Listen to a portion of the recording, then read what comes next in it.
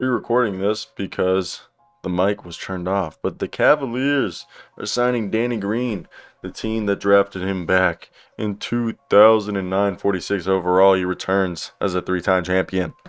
He played 3 games for the Grizzlies this season, and then was traded to the Houston Rockets as part of a 3-team deal Thursday.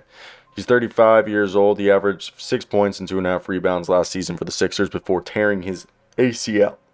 God, I just hiccuped right there. Tearing his ACL in Game 6 of the Eastern Conference semifinals back in May. Again, he's a 3-time NBA champion, has a career 39.9% three-point shot, and he's a guy who brings a plethora of playoff and championship experience to a young team. He's appeared in 165 postseason games. 3 rings, baby. And this season, he's been shooting 37.5% from 3. Yes, I know he's shooting 27% from the field, but still, he still can hit the 3-point shot and defend at a high level. But what does Green bring to this team? Jetty Osman, Isaac Curro, Dean Wade, Karis LeVert, Lamar Stevens, they all have their things that they're good at, all have their things they're not really that great at. And I think the thing is that with Green would also bring wing depth to the Cavaliers roster, and while Coach JB Bickerstaff has been using a tighter rotation of only 8 to 9 players, Green would provide the necessary depth and give a good option. President of Basketball Operations Kobe Altman, who's actually a Jewish black guy like Lenny Kravitz. I'm a Jew, so I just nothing wrong with being Jewish and black, nothing at all. That's not what I'm insinuating. It's kind of like me being Jewish in the Midwest. I'm from the East Coast, but there's not a lot of me, a lot of Jews in the Midwest. I don't know why we're talking about it. Either way, said during his post-trade deadline presser that the team was looking for a guy on the buyout market, and they found it in Danny Green, and they have an open roster spot, so nobody's being waived. So I think this is good.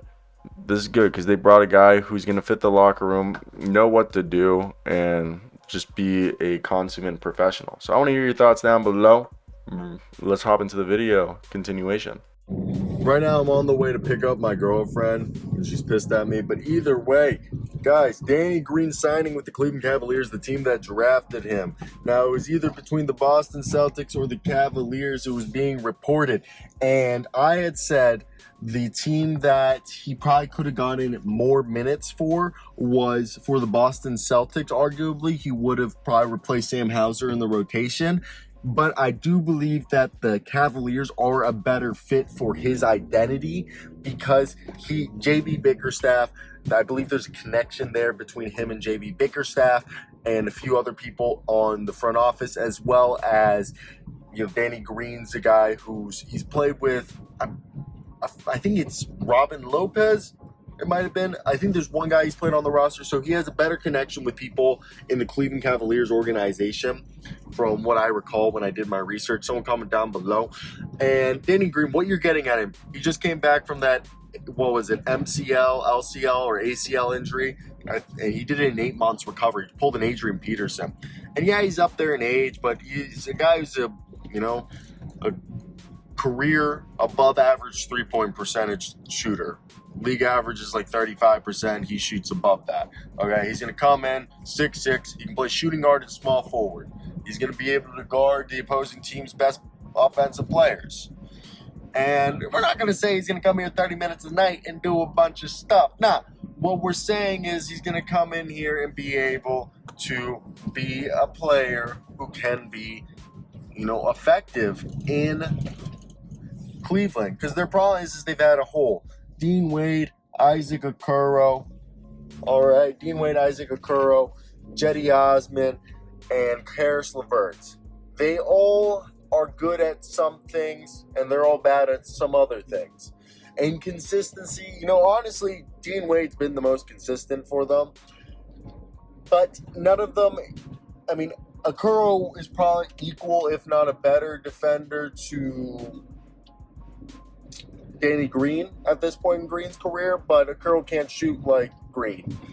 And Green can shoot better than, he's not the scorer that LeVert is, but he can shoot better, more consistent. So you just get a guy in Danny Green who's more of an all-around guy for them compared to the rest of their guys that they have. So now they have 5 options at the wing, and it gives them more depth, because we've said it all year that the biggest thing for this team has been the fact that They're a team that they had a glaring weakness at the wing position. So I think for me, when you look at this, I think this was a good move for them. They get themselves a player in Danny Green who's clearly going to help them win now. So that's where I want to hear your guys' thoughts down below in the comment section. What you guys think, all right, of the Danny Green signing. And yeah, that's basically going to be it for me, guys. I hope you guys did enjoy. Like, comment, and subscribe.